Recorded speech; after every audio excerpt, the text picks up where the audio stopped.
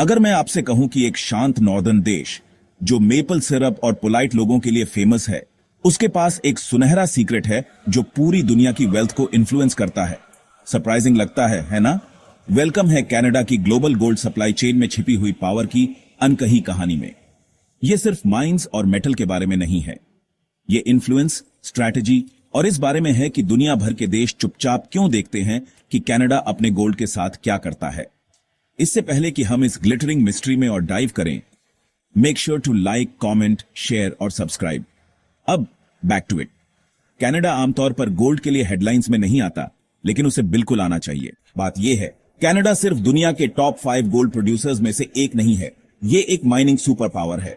इसकी mining industry सिर्फ बड़ी नहीं है, ये ग्लोबली डोमिनेंट है, सिर्फ वॉल्यूम में ही नहीं बल्कि अपने सोफिस्टिकेटेड अप्रोच में भी।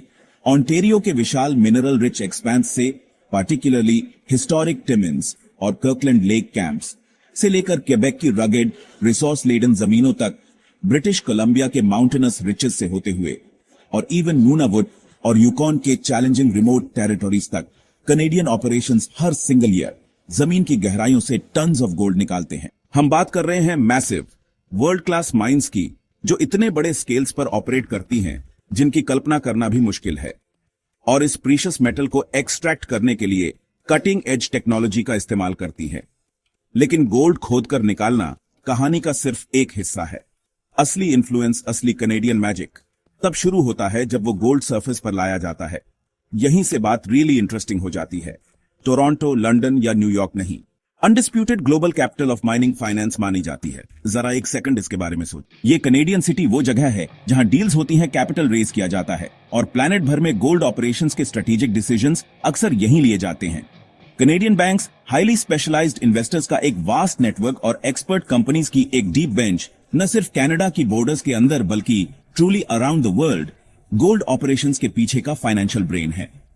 अफ्रीका में मेजर न्यू फाइंड से लेकर साउथ अमेरिका और एशिया के कुछ पार्ट्स में फैले इंट्रिकेट प्रोजेक्ट्स तक, Canadian firms in gold ventures में फंडिंग, मैनेजिंग और अक्सर सिग्निफिकेंट स्टेक्स ओन करने में पैरामाउंट रोल निभाती है। टोरंटो ही क्यों? ये लार्जली टोरंटो स्टॉक एक्सचेंज या टीएसएक्स और स्पेशली टीएसएक्स वेंचर एक्सचेंज टीएसएक्सवी की वजह से है। इन एक्सचेंजेस ने माइनिंग कंपनीज के लिए, पार्टिकुलरली जूनियर माइनर्स, वो स्मॉलर एजाइल फर्म्स जो एक्सप्लोरेशन और अर्ली स्टेज डेवलपमेंट पर फोकस्ड हैं, के लिए एक अनपैरेलल्ड इकोसिस्टम कल्टीवेट किया है। वो टोरंटो में इस तरह से कैपिटल रेज कर सकती हैं जो वो सिंपली दूसरे ग्लोबल मार्केट्स में नहीं कर पाती। इससे एक्सपर्टीज का एक वाइब्रेंट हब बनता है जो top geologist, engineers, legal experts और फाइनेंशियल एनालिस्ट्स को ड्रॉ करता है जो सिर्फ माइनिंग में स्पेशलाइज करते हैं। यही कॉन्सेंट्रेटेड नॉलेज और कैपिटल है जो कनेडियन फर्म्स को अपनी एक्सपर्टीज एक्सपोर्ट करने की परमिशन देता है, जिससे वो वर्ल्ड वाइड गोल्ड प्रोजेक्ट्स के लिए एसेंशियल पार्टनर्स बन जाते हैं। कंपनीज जैसे बैरिक गोल्ड, जो इंडस्ट्री में एक ट्रू टाइटन है, या एग्निको ईगल माइंस, ये कनेडियन जायंट्स के सिर्फ 2 एग्जाम्पल्स हैं जिन्होंने इस फाइनेंशियल पावर हाउस को लेवरेज करके ग्लोबल लीडर्स बने हैं। तो ये सब हुआ कैसे? कनाडा इतना क्वाइट पावर हाउस कैसे बन गया? कनाडा के गोल्डन राइज को समझने के लिए हमें 1800s के रॉ अनटेम्ड फ्रंटियर के टाइम में वापस जाना होगा। ये वो ईयर था जो गोल्ड रशेस से डिफाइंड था, जहां फ्रैंटिक प्रोस्पेक्टर्स यूकॉन के लेजेंडरी क्लॉन्डाइक जैसे रीजन्स में फ्लड कर गए थे। इमेजिन कीजिए, thousands of main and women, brutal conditions, frozen reverse और ट्रेचरस माउंटेन्स को ब्रेव कर रहे थे। सब अमीर बनने के सपने से ड्रिवन थे। उन स्टैम्पीड्स की इमेजेस, वो हार्श विंटर्स और उसमें शामिल share human will truly iconic हैं। लेकिन कई अदर नेशंस के अनलाइक, जिन्होंने अपने गोल्ड रशेस के दौरान chaotic boom and bast cycles देखे, कनाडा ने एक रिमार्केबली स्टेबल और स्ट्रेटेजिक अप्रोच अपनाया। कनेडियन गवर्नमेंट ने अपने अर्ली डेज में भी माइनिंग को मैनेज करने के लिए एक रोबस्ट, क्लियर और फेयर सिस्टम बनाया। इसमें transparent property rights, consistent laws और इन्वेस्टर फ्रेंडली रेगुलेशंस शामिल थे, जिसने कनाडा को माइनिंग मनी के लिए मैग्नेट बना दिया। यह सिर्फ केओस को कंट्रोल करने के बारे में नहीं था, ये लॉन्ग टर्म ग्रोथ को फॉस्टर करने के बारे में था। समय के साथ कनेडियन कंपनीज सिर्फ गोल्ड ढूंढने में एक्सपर्ट्स नहीं बनी, वो इंटायर माइनिंग लाइफ साइकिल के मास्टर्स बन गए, एक्सप्लोरेशन और डेवलपमेंट से लेकर ऑपरेशंस और रेक्लेमेशन तक, और क्रिटिकली उन्होंने उस एक्सपर्टीज को एक्सपोर्ट करना शुरू कर दिया, जिससे कनाडा माइनिंग बेस्ट प्रैक्टिसेस में डिफैक्टो ग्लोबल लीडर बन गया। Gap 2S। लेकिन गोल्ड सिर्फ शाइनी कॉइन्स या इंप्रेसिव प्रोडक्शन फिगर्स के बारे में नहीं है। ये डीपली इंट्रिकेटली ग्लोबल फाइनेंस के पल्सेटिंग हार्ट से टाइड है।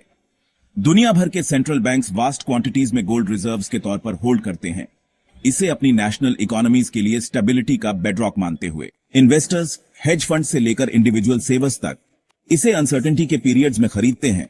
इसे एक सेफ हेवन एसेट, एक रिलायबल स्टोर ऑफ वैल्यू जब स्टॉक्स टंबल करते हैं या करेंसीज फ्लक्चुएट करती हैं के रूप में देखते हुए, और सेवियर क्राइसिस के टाइम्स में जब ट्रेडिशनल फाइनेंशियल सिस्टम्स में ट्रस्ट डगमगाता है, गोल्ड इंडिस्पेंसेबल बन जाता है। यहीं पर कनाडा का इन्फ्लुएंस रियली इंटरेस्टिंग और ट्रूली ग्लोबल हो जाता है। देश मियरली गोल्ड खोदकर सेल नहीं कर रहा है। अपने सोफिस्टिकेटेड फाइनेंशियल मार्केट्स, अपनी डोमिनेंट माइनिंग कंपनीज और ग्लोबल स्टैंडर्ड्स पर अपने इन्फ्लुएंस के थ्रू कनाडा क्वाइटली दुनिया में गोल्ड कैसे फ्लो करेगा, इसके rules of the game set करने में हेल्प कर रहा है। टोरंटो स्टॉक एक्सचेंज के gold ETFs, exchange traded funds जैसे प्लेटफॉर्म्स और अपनी प्रोग्रेसिव इन्वेस्टमेंट पॉलिसीज के through Canada subtly global gold market को शेप करता है। जब आप गोल्ड प्राइसेस मूव होते देखते हैं या सेंट्रल बैंक्स के बाइंग या सेलिंग के बारे में सुनते हैं, तो जान लें कि उस ट्रांजैक्शन में कहीं ना कहीं कनाडा का हाथ होने की लाइकली है। अब let's talk about something increasingly vital, ethics in mining. Canadian gold operations की अक्सर हायर एनवायरमेंटल, सोशल और लेबर स्टैंडर्ड सेट करने के लिए प्रेज की जाती है compare to many other nations. वो environmental impact assessments, community engagement और वर्कर सेफ्टी जैसे एरियाज में पायनियर्स रहे हैं। आप अक्सर फाइंड करेंगे कि Canadian companies towards sustainable mining या TSM प्रोग्राम जैसी रिस्पॉन्सिबल माइनिंग इनिशिएटिव्स को डेवलप और इंप्लीमेंट करने में लीडिंग द वे है, जो रिगरस परफॉर्मेंस स्टैंडर्ड सेट करता है। हाउएवर, यह हमेशा परफेक्ट नहीं होता। कुछ ओवरसीज प्रोजेक्ट्स में कनेडियन फर्म्स को क्रिटिसिज्म फेस करना पड़ा है। Sometimes significant land use disputes, local indigenous communities पर impact या environmental concerns जैसे issues पर। ये एक complex global industry है और challenges inevitably arise। लेकिन ये नोट करना crucial है कि compared to many nations जहां mining practices opaque या harmful हो सकती हैं, कनाडा का gold sector generally transparency, corporate governance और stringent regulation में लीड करता है। हायर स्टैंडर्ड्स के प्रति यह कमिटमेंट कनेडियन गोल्ड को एक सर्टेन क्रेडिबिलिटी देता है, ऑपरेट करने का एक सोशल लाइसेंस जो ग्लोबल मार्केट प्लेस में इंक्रीजिंगली वैल्यूएबल होता जा रहा है। कनाडा का रोल गोल्ड माइनिंग या फाइनेंस पर ही स्टॉप नहीं होता। देश गोल्ड के लिए एक क्रिटिकल रिफाइनिंग और ट्रांसपोर्टेशन हब भी है। दुनिया के कुछ लार्जेस्ट और मोस्ट रेप्यूटेबल गोल्ड रिफाइनर्स यहीं कनाडा में बेस्ड हैं, जो रॉ गोल्ड सिर्फ कनाडा की माइंस से ही नहीं बल्कि अराउंड द ग्लोब से लेकर उसे प्योरेस्ट इन्वेस्टमेंट ग्रेड बुलियन में ट्रांसफॉर्म करते हैं। और जब हम प्योर इन्वेस्टमेंट ग्रेड गोल्ड की बात करते हैं, तो हमें रॉयल कनेडियन मिंट का मेंशन जरूर करना चाहिए। ये सिर्फ एक नेशनल ट्रेजर नहीं है, ये एक ग्लोबल पावर हाउस है। मिंट दुनिया के कुछ most sought after gold Boolean products produce करने के लिए रिनाउंड है। Most notably gold maple leaf coin, जो अपनी एक्सेप्शनल प्यूरिटी के लिए फेमस है, जो अक्सर 99.99% या इवन 99.999% फाइन गोल्ड तक पहुंच जाती है। ये बुलियन फिर सिक्योरली दुनिया भर के सेंट्रल बैंक्स, प्राइवेट वॉल्ट्स और मेजर इन्वेस्टर्स को शिप किया जाता है। ये ड्रामेटिक नहीं है, ये फ्लैशी नहीं है, लेकिन ये quite, efficient logistical network absolutely essential है। कनाडा के बिना, अपनी रिलायबल रिफाइनरीज और सिक्योर ट्रांसपोर्टेशन रूट्स के बिना ग्लोबल गोल्ड इंजन बस यूं ही हिचकोले खाने लगेगा। अब जूम आउट कीजिए और फ्यूचर को कंसिडर कीजिए।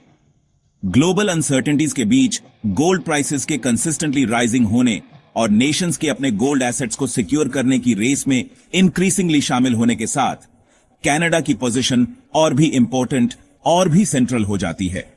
जैसे जैसे डिजिटल करेंसीज और न्यू फाइनेंशियल टेक्नोलॉजीज इमर्ज हो रही हैं, कुछ लोग स्पेकुलेट कर सकते हैं कि गोल्ड का एंशिएंट रोल फेड हो सकता है, लेकिन हिस्ट्री कंसिस्टेंटली एक डिफरेंट स्टोरी बताती है।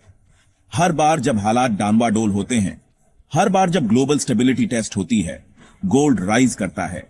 इसने मिलेनिया से एक टाइमलेस स्टोर ऑफ वैल्यू के रूप में अपनी रेजिलियंस प्रूव की है। और जैसे जैसे गोल्ड राइज करता है, वैसे वैसे कनाडा का क्वाइट येट प्रोफाउंड इन्फ्लुएंस भी।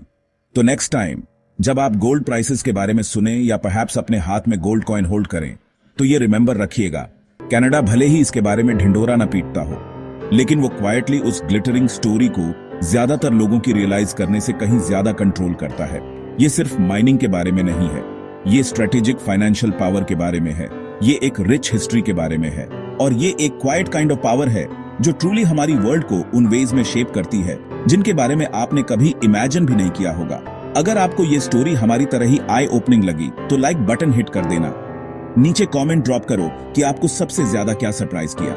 इसे किसी फ्रेंड के साथ शेयर करो जिसे हिडन इनसाइट्स पसंद हो, और सब्सक्राइब करो more fascinating breakdowns just like this के लिए। Thanks for watching and stay curious.